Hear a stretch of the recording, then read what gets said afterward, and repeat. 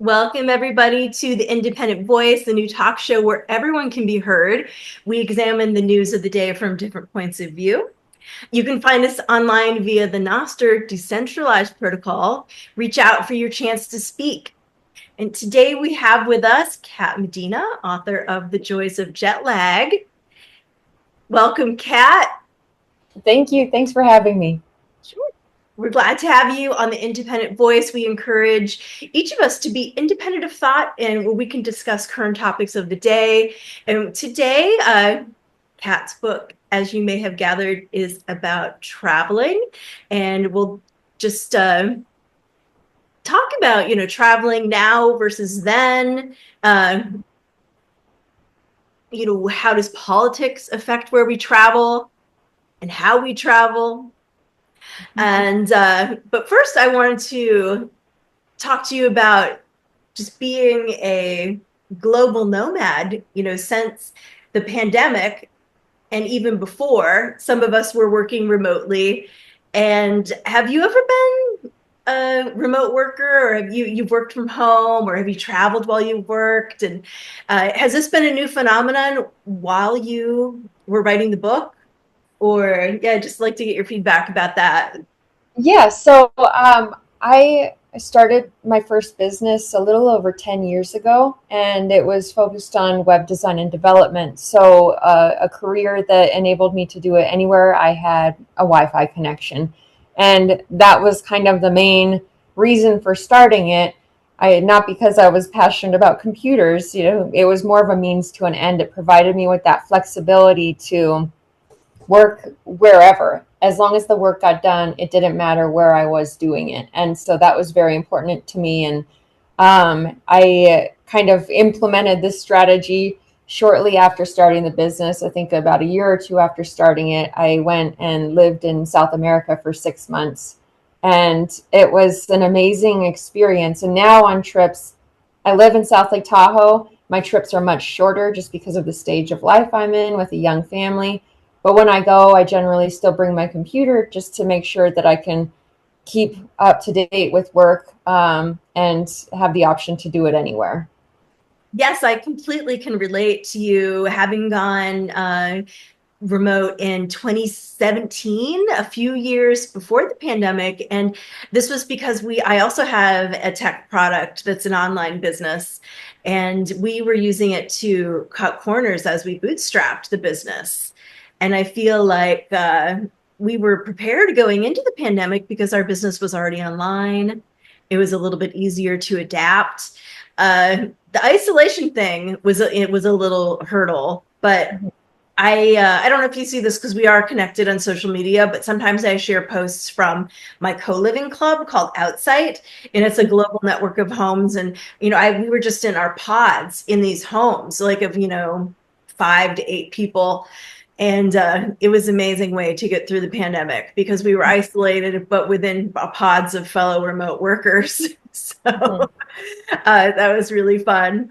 But yeah, I mean, especially now, and there's always wars going on, and unfortunately, and we wanted to discuss a little bit, how does politics affect where we travel and how we travel?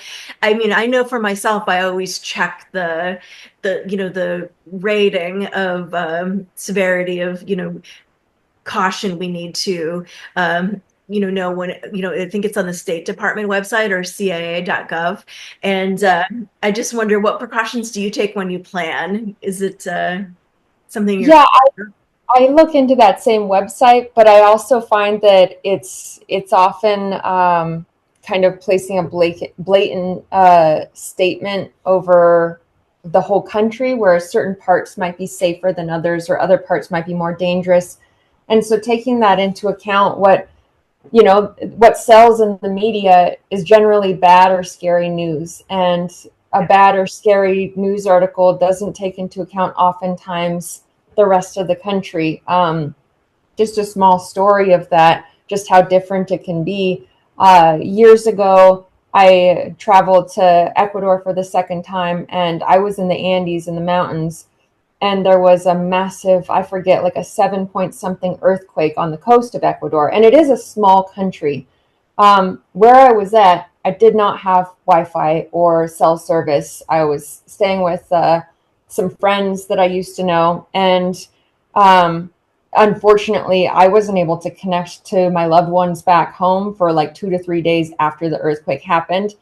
And the news footage that they were seeing and reading about was like that the whole country was gone and crumbled, and people were like, "Oh my gosh, is Catherine okay?" Like a lot of panic.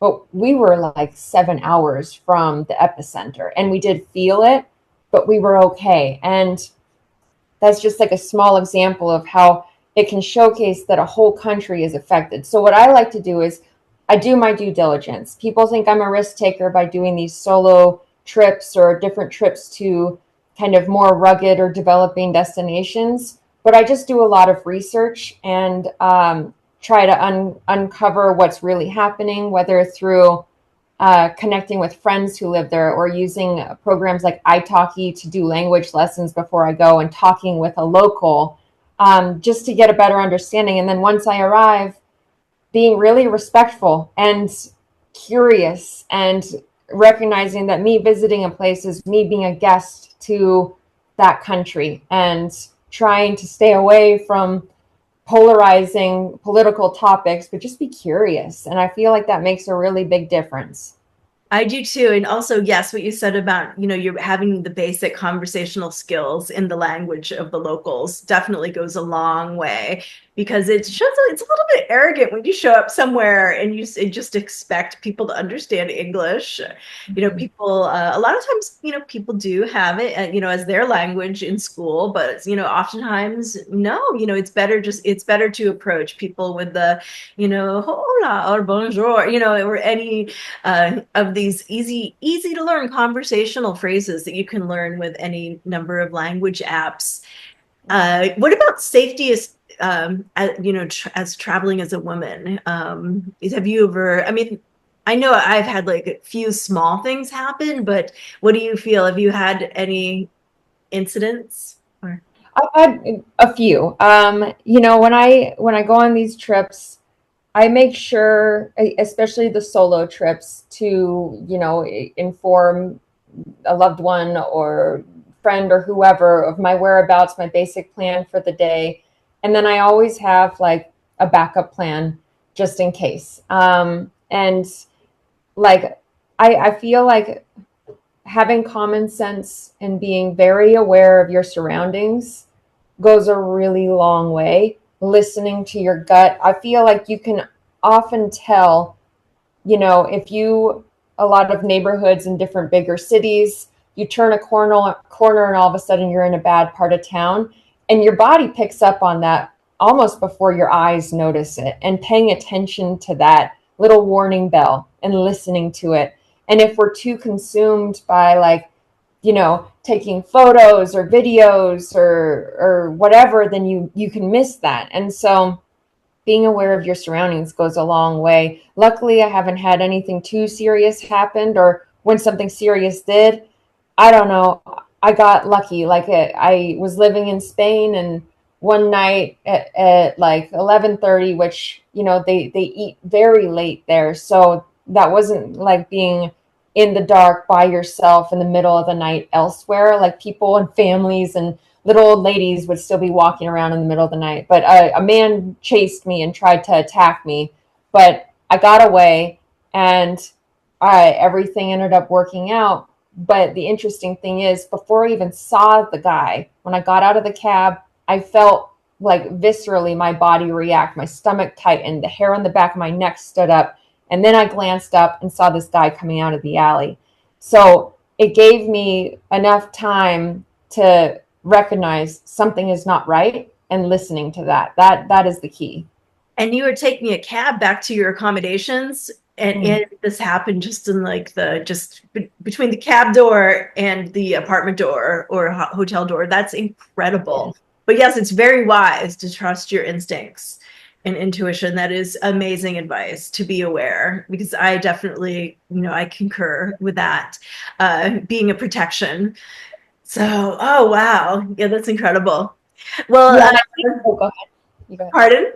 I was going to say that I think like by being aware of your surroundings, there's the benefit of keeping yourself safe, but it also allows you to be more present and notice things. So it's twofold. It's a win-win. Are there any new lessons since your book was released?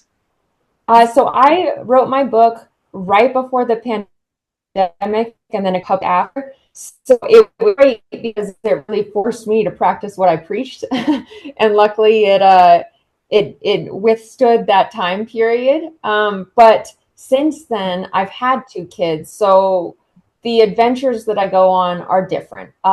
It's slower paced travel. I hit up a lot more playgrounds. Rest like one of my favorite things about traveling still is, but I don't do it as often, is going to a local cafe and just chilling out with a little coffee as I journal and just observing. Very slow pace. That's not possible with two toddlers. It's like a ticking time bomb, at least at this stage in life. Yeah. And what's changed is that I recognize that in each stage of life, adventure can mean a different thing. But the amount of presence that you put into the moment is what makes all the difference. And so, yes, travel is slower. It's not as adventurous in the typical sense that I was used to, but it's still just as special. By going to these playgrounds, I have conversations with local families. I get to know how they raise their kids, and it's different, but it's still as fulfilling.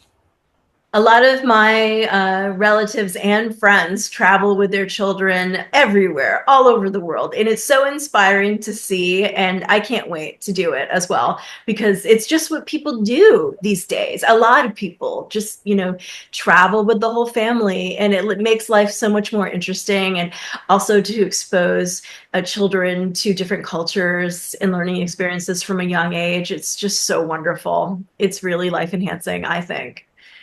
I agree. A lot of people say like, why would you go when they're so young they can't remember? And it's like I'm going so I can remember. And on top of that, like subconsciously, I think it helps fuel resilience and this recognition that there's more than one right way to live a life. And we see that every time we go someplace new. Absolutely. Oh, that's wonderful. Well, Kat, thank you for being on Independent Voice. I love hearing all these different points of view from people who are living their lives to the fullest. And it's just been great chatting with you. Thanks so much. Thanks so much for having me on. This was a lot of fun. Yes, and viewers, be sure to check out The Joys of Jet Lag. Cheers.